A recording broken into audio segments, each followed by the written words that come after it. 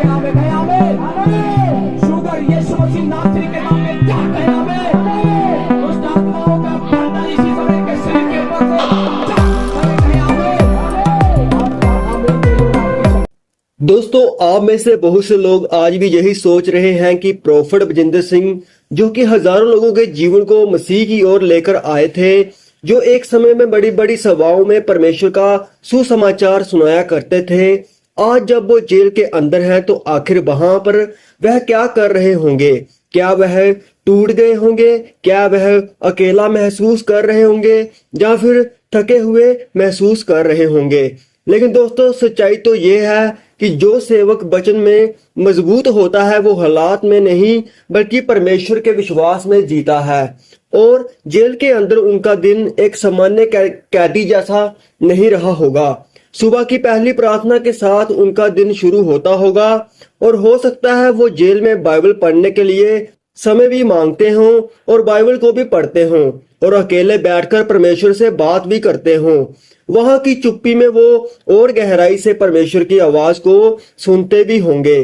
और वहां उनके पास ना तो पुलपिट है और ना ही इतनी बड़ी कलीसिया और ना माइक, ना इतनी बड़ी भीड़, लेकिन उनके पास वही आत्मा है जिसने उन्हें पहली बार सेवकाई के लिए बुलाया था।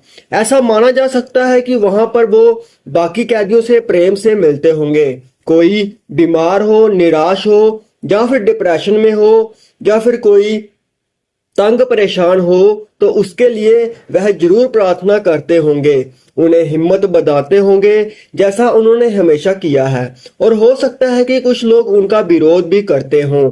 लेकिन दोस्तों, प्रोफेट जी ने अक्सर परमेश्वर के वचन से पुलपिट से कहा है कि यहाँ पर विरोध होता है वहां और ज्यादा प्रेम और धीरज दिखाना चाहिए, जो कि एक मसीही की पहचान होती है।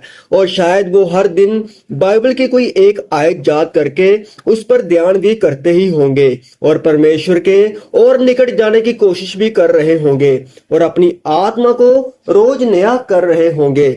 और जेल की रोटियां हो या फिर साधारण सी चार दीवारी, ये सब उनकी आत्मा को, उनके विश्वास को नहीं रोक सकते। जिस तरह पौलुस और सिलास जेल में रहते हुए भी परमेश्वर की स्तुति करते थे, वैसे ही शायद प्रोफेट बजिंदर सिंह जी भी वहां पर परमेश्वर की स्तुति, आराधना और प्रार्थना में समय बिताते होंगे। और शायद वो यही प्रार्थना करते हों कि हे परमेश्वर, मुझे इस अंधेरे स्थान में तेरी रोशनी बनाकर इस्तेमाल कर।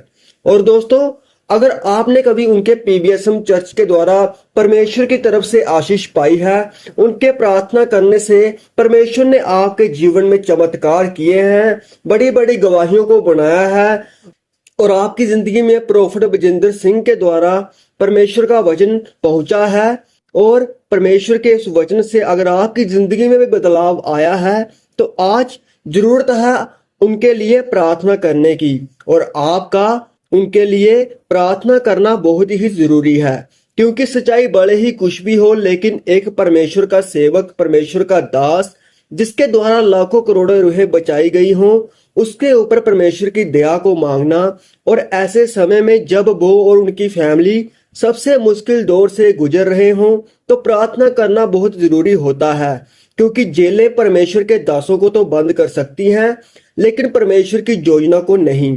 और आज हो सकता है प्रोफेट बजिंदर सिंह बंद दरवाजों या फिर सलाखों के पीछे हों, लेकिन वह बहुत जल्द ही बड़ी गवाही के साथ बाहर भी आएंगे, जो कि परमेश्वर के अनुग्रह से ही संभव है।